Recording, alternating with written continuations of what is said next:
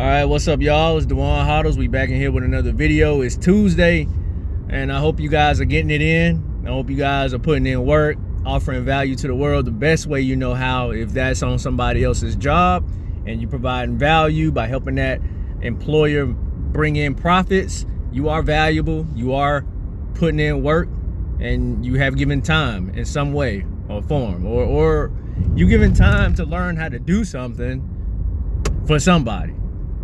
And so that time should definitely be stored, kept, and treated as a precious thing, because as humans, we only have a finite amount of time on planet Earth, and therefore we only have a finite amount of energy we're able to expend, and that energy has been getting devalued at a rapid pace. And I want to talk about that in this video too. And the importance of storing that energy in something that's scarce, desirable, and immutable, censorship resistant, probably the hardest money discovered, which is Bitcoin. And money that we, as what most people know it as of today in the form of fiat currencies, has been a poor store of value.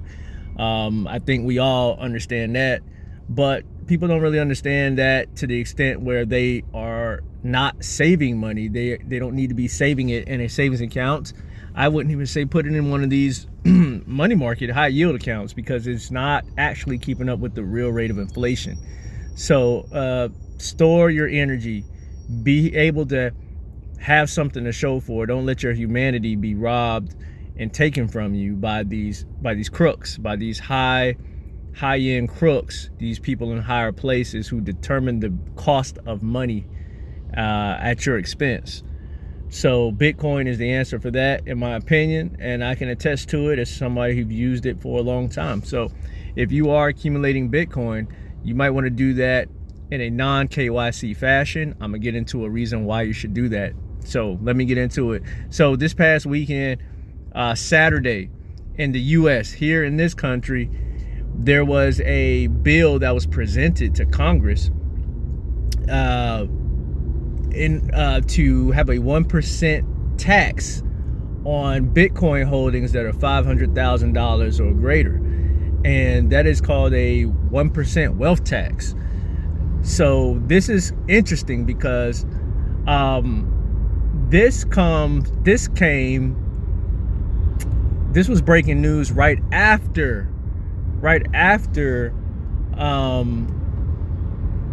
a package was passed by Congress for $90 billion with a B to give to Ukraine. This is without the U.S. taxpayers' permission. This is without any notice to the American people, to the people of the United States. But the people of the United States will be on the hook for this, and they'll be on the hook for it in forms of inflation and in form of taxation. And we're starting to see that right away. The fruition came right away with the proposal of a bill for a 1% tax on Bitcoin holdings, $500,000 or greater. Tell me, do you think, or will you, be participating in that type of tyrannical hypocrisy that the U.S. is trying to inflict on citizens, especially Bitcoin holders? So they're looking to extort Bitcoin holders, and really, to me, that's a sign of what's to come. I think they do understand that there's going to be a great wealth transfer in the form of people who were able to accumulate enough of this scarce, desirable digital asset, and they understand what's to come. This is why the proposal came at a time of which it did. Also, it's coming at a time after big packages, stimulus packages being sent out before they can even print the money. $90-something billion is a lot of money. I mean, you might as well say nearly $1 trillion has been created before they could even print it. And then they turn right around and they want to get it from you the person who took time over the years to continue to accumulate Bitcoin through your blood, sweat, tears, and the sweat of your brow. Now you tell me, are you going to pay the 1% tax? I mean, what's 1% on 500,000? I think that's like $5,000. And that is it's giving tyrant of the US. It's giving all that. It's giving. So I think personally, this is interesting. This is why I always tell people on the videos, check out and consider strongly getting non-KYC, having some non-KYC stack. If you're going to plan to be in the States, if you're going to plan to settle here, have your life here, have children, have a family, have generations here, you got to play the game. You got to protect yourself. If you're not doing these little Bitcoin trust accounts, I don't know if you trust anything or any entity enough to entrust with your precious, pristine collateral or asset. If you want to continue self-custody, I think being responsible is having some non-KYC stack, and you have to go through reputable exchanges where you can get that, such as HODL.com. Link down in the description to HODL.com. You just sign up with a username. With an email address and a password. No identification, no information is being given away, and you'll be good to go. So that's the beautiful thing about this thing. So you have to take advantage of the resources that are available.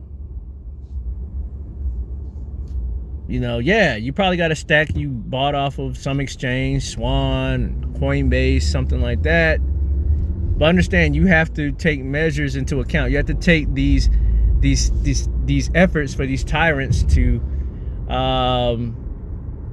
extort from you. You have to take that in consideration and come up with your own tactics and tax havens in order to make that work for you, because it is a property. Bitcoin's a property. And so, having a non-KYC stack also helps to keep you above the fray. That's all I'm saying. So, in my honest opinion, what this leads up to at an eventual point is that I personally think that it's not going to work out very well for the governments who are trying to do these type of things, these types of unconstitutional rights violating things, such as a tax on something that has not been liquidated, a wealth tax. I think personally it's not going to work out, especially with something like Bitcoin, because it's unconfiscatable, it's immutable and censorship resistant, as opposed to like real estate, where you can just have they can just come by and seize it. They literally can come by and seize land. They can seize your vehicle or your collectibles, your classic cars, your gold, all of these things they can do. Bitcoin, you hear about it getting confiscated because people are not keeping it secure properly. And this goes for me to tell you, take a look at a hard wallet such as a cold card wallet, where you can have your Bitcoin stored on an open source cold card wallet, hard wallet, and you keep your private keys, of course. That's it. Link down in the description for that wallet as well as in the CoinKite.com store.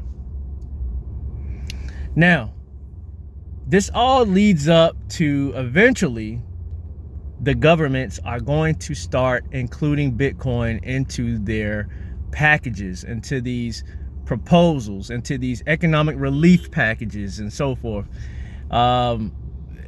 Just not long ago, the US had an inflation package. They were going to print money to spend it in different situations. Like they were going to give a chunk of it to the IRS so they can collect, so they can expand their presence to do a better job at collecting taxes. And all this would help to relieve inflation. I think a part of the next package, in order to do that, in order to help balance the budget and so forth economically, would be to purchase Bitcoin. They will consider printing money and making a purchase of Bitcoin. This is the next step, because it's going to be difficult to enforce a wealth tax on Bitcoiners that goes fundamentally against what the Bitcoiner creed, libertarian Bitcoiner creed. You know, maybe they'll be able to oppose that on these wealth managers and so forth, but I don't think the majority Bitcoiners who were in since 2010, you know, these guys, these cypherpunk guys who were loaded, it's not going to go down that way. So the next step is that there will be buying Bitcoin, in my opinion. They're going to see that all roads is leading to that, and we'll see which government of a nation will crack first. So that's what I got. I'm well over 10 minutes. I'm out.